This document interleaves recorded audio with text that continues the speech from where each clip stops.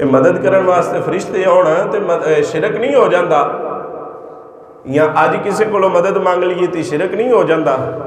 ये शिरक उदों ही होना जो सरकार को मंगना, ये शिरक उदों ही होना जो दाता साहब को मंगना।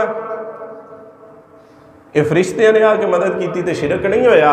वो पता चलिया जो मुश्किल होवीए दुआ रब को करी दीए, फिर मेरा रब है वो चाहे जिदे को मर्जी मदद करवा दे, दुआ रब को ही करी दीए। और ये बात ज़हन च रखना, अकीदा अपना ज़हन च रखिया जे, गल अपनी ये ज़हन च रखिया जे, साडा ईमान साडा अकीदा ये वे असी वसीला दाता साहब का देईदा, मंगी दा रब को है।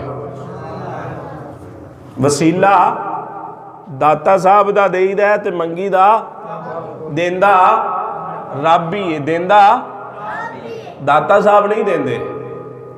ये बात ज़हन च रखिया जी, दाता साहब सानू नहीं देंदे, दाता साहब रब को लैके देंदे ने। जे दाता साहब दे वसीले मिलता है, बाबा फरीद दे वसीले मिलता है, बाबा मोइनुद्दीन चिश्ती अजमेरी दे वसीले मिलता है, गौसुल आजम दे वसीले भी मिलता है, ते ये नहीं देंदे, देंदा रब ही है। क्यों? साडा ईमान और अकीदा ही है वे, ये नहीं देंदे, देंदा रब ही है। पर असी इन्हां दा वसीला देईदा, इन्हां दा वसीला देईदा। एक बात मैं एक बात मिसाल दे के अपनी बात को बिल्कुल समझाने की कोशिश करना। पुत्र गलती करे ना, पुत्र गलती करे तो बाद ना जो ने शाम को घर आना होंदा ना, पता लग जाता, अब्बे ਨੂੰ पता लग गया।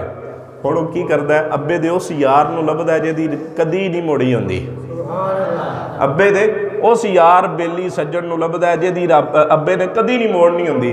ते जिहड़ा आ जाए घर ते अब्बे नूं गुस्सा चढ़िया होवे तो गुस्सा भी ठंडा हो जाता। जिहड़ा आ जाए ना घर ते अब्बे नूं गुस्सा चढ़िया होवे, चल यार नूं वेख के अब्बे दा गुस्सा ठंडा हो जाता है।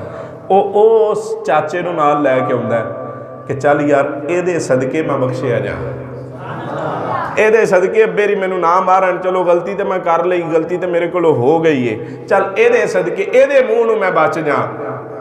बिला तशबीह बिला तमसील साडियां जुबानां ने गंदियां, इन्हां जनाब रिश्वत भी खाधी है, सूद भी खाधा है, इन्हां जनाब गालां भी कड्डियां ने, गुनाह भी कीते ने, बेनमाजियां।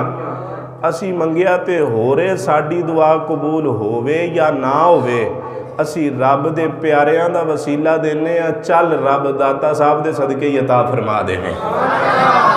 वो असी अर्ज कर दी हजूर साडी जुबान गंदी मंदी है, तुहाडी मेहरबानी तुहाडे दर ते आ गए हैं, तुसी अर्ज कर दिओ, तुहाडी रब ने नहीं मोड़नी, तुहाडी रब ने नहीं मोड़नी, चलो तुहाडे वसीले रब साडे ते मेहरबानी फरमा छड्डेगा। ते साडा अकीदा ये नहीं कि दाता साहब सानू देंदे ने, साडा अकीदा की है, दाता साहब दे वसीले नाल रब सानू दे देंदा है, सरकार दे वसीले नाल रब सानू दे सकदा है। समझ आ गई ना? साडा अकीदा बे ये ज़हन च रखना, ये बात ज़हन च रखना, कोई वली होवे, कोई पीर होवे, कोई जनाब नबी होवे, अपनी ताकत नाल कुछ नहीं कर सकते, अपनी ताकत नाल कुछ भी नहीं कर सकते। कबर के अंदर अपनी ताकत नाल अपना पासा भी नहीं परत सकते, पर की है रब ने इन्हां नूं तौफीक दी हुई है, रब ने अपने प्यारिਆਂ नूं ये तौफीक दी हुई है कि सरकार मदीने ने जानते ने, गुलजारे मदीना मस्जिद के अंदर मेरा केड़ा केड़ा गुलाम जुमा पढ़न आया हुआ है, केड़ा केड़ा गुलाम मेरे ते दरूद पिया पढ़ता है।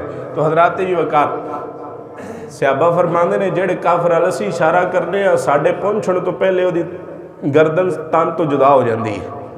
हज़रत अब्दुल रहमान बिन औफ